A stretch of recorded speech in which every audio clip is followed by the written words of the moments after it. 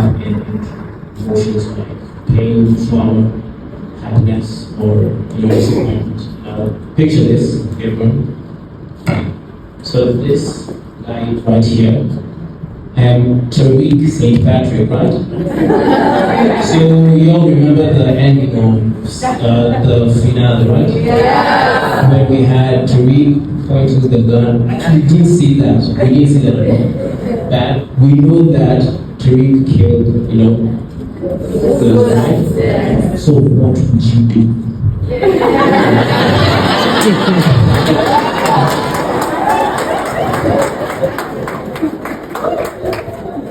Yeah, That's really good. I walked over to the safe space. What would Omari do? Because all of y'all have been awaiting this answer, I think, forever. Michael Rayleigh Jr., because that's how you started out the question. Michael Rayleigh Jr. was a child when we started, like 11. Michael Rayleigh Jr. in part was being raised by me because I was a father figure and we were 7 years old.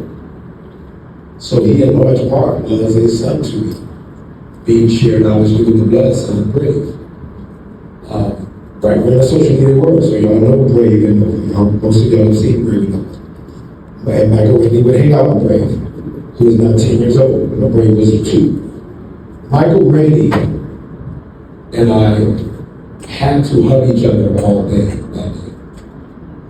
If I'm saying to you that Loretta Devine was touching my hand between scenes in a Hardwick film, he is a black boy being asked to do the things that society, in my opinion, is the worst scene I've ever seen on the worship. Particularly the most altruistic part of those. Absolutely minus you guys going, but you understand Omari as well. That is a drug dealing murder, even if you dream to go this way. That is not the best of father. True, but you all signed up every Sunday because I was attempting to be the best of father. Just try and make y'all go, come on, folks. Come on. So, Omari struggled when all I do is speak in communities against black on black crime. But particularly when Omari played the best part of those as a doting, loving father. Most displayed to the character Tariq. Danche and her Reda was taken off the board too quick for me to further that display of love. But as Danche, she knows Omari as her dad. Michael Rayleigh, who I haven't talked to in a minute, because he's in that age of, he's finding himself. But he is one of my greatest gifts because he was a child that outside of my actual children, via the art we do, via me making a way to get on stage and not tell you I made it, but I'm still trying to make it. I was afforded an opportunity to foster a kid hands-on. I be in the community anyway fostering kids. Now I got one every day. We walk in every day as O and Mike going into Ghost and Tariq. So I don't know at his age whether he's understood the gravity of what that image looks like for a black son to kill not only a parent, but the parent that was actually the one that was cool. Tasha was trying to get him to sell drugs and teaching him to. Think about that.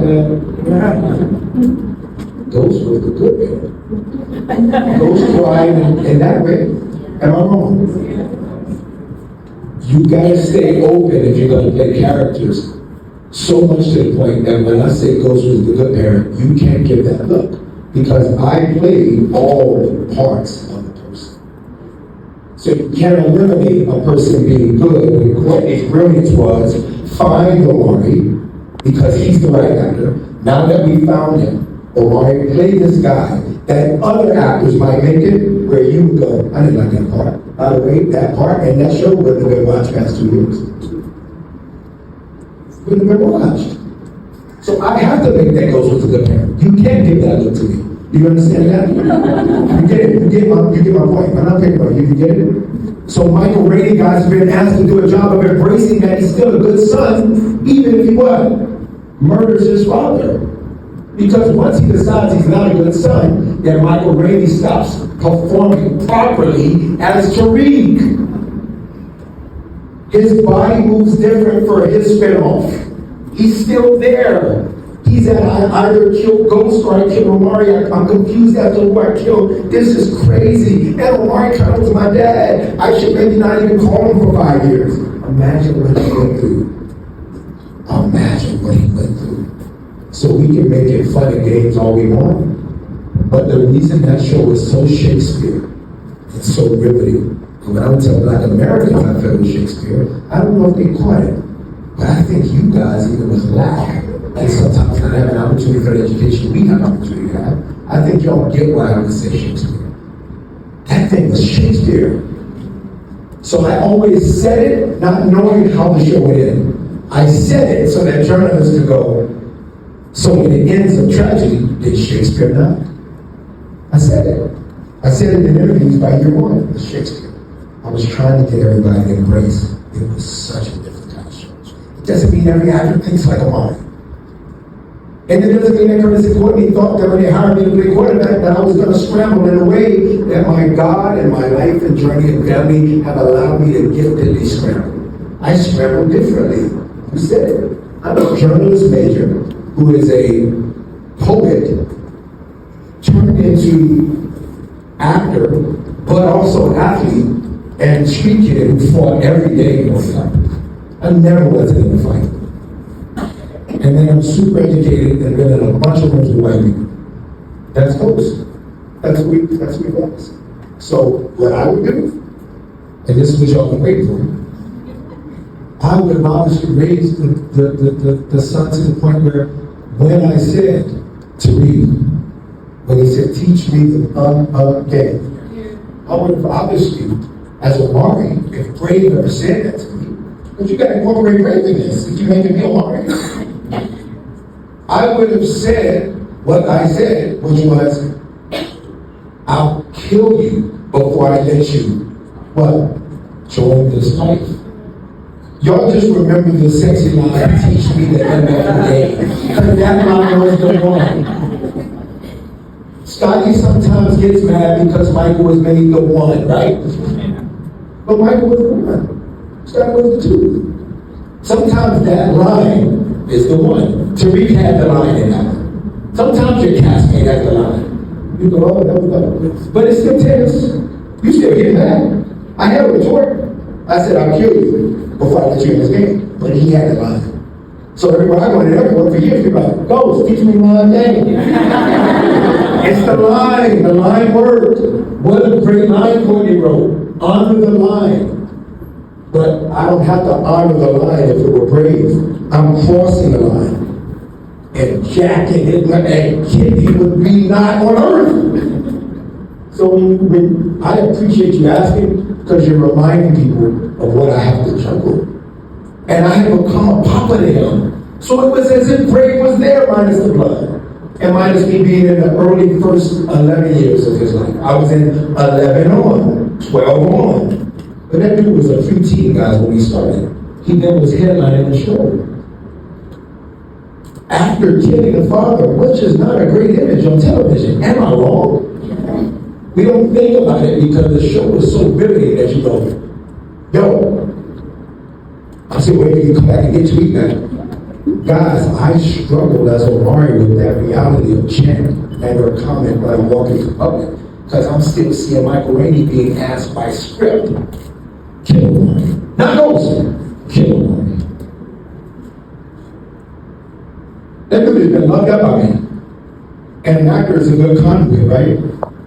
So if an actor is a conduit, which you were of that question granted, if an actor is a conduit, he is a talented young actor, and he's not got to be a conduit to actually kill the conduit of Ghost. But it's essentially killing me. I never came to set again. I was never going to set again. I was never going to set guys. I never came back to set. It's different if y'all see me as producer. Y'all watch this guys. If it said also exec produced by Omari, y'all go, he's a set. You ain't never seen my name in producer, bro.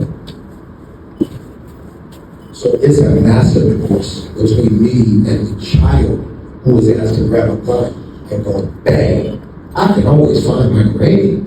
It's a massive divorce though, because for 7 years, we were partners. So it's different if you're not asked to off me in how I depart the show.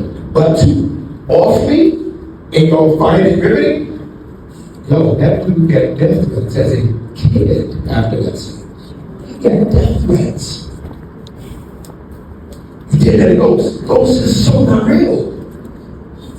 And then Omari's actually living enough to tell you that he got death threats. So it's such an amazing thing when 50's genius, married to Courtney's genius, married to whatever gifts Omari brings, married to Michael Rainey's genius as a kid.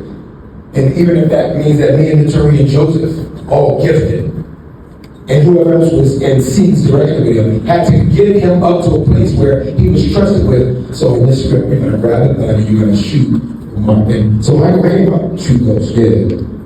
On the day of it happening, I've never been to the devil. So I pray for him all the time that he gets past the pain that he must feel. His brother pain. The pain that he must feel. I was adamant to a place and let to go. Do it. We rigged it up. I fall. Rope catches me. I'm here. Joseph has to be next to me. Guys get shot. 20 hours. It takes 20 hours for that scene like that. 20 hours. All day. All day. He's in his head. I gotta kill him. I gotta do it again. Kill him again. Shoot again. We go to lunch. We come back after lunch. Guys kill me again. Different angles. Different angles. You're asking, yo, can we shoot it all before lunch? No, because it's a big rig, we got to turn around, do from up, so I'm dying in guys all day. I'm dying. Shot all day. They shot me all day. Reaching all day, I was shot. So as Omari, nah, man, Ray gonna be shooting me one time, been on all day. But it's a great moment for you to be able to come up here and say, yes. Super smart on his part, because he's saying, guys, he's living like that's. And it's hard, guys, for a 30-year-old actor to figure that out. It takes a minute. That kid was 18. I pray for him every single day. Every day I pray for him. Thank you. I thank y'all so much, man. I really do. Thank y'all for being here.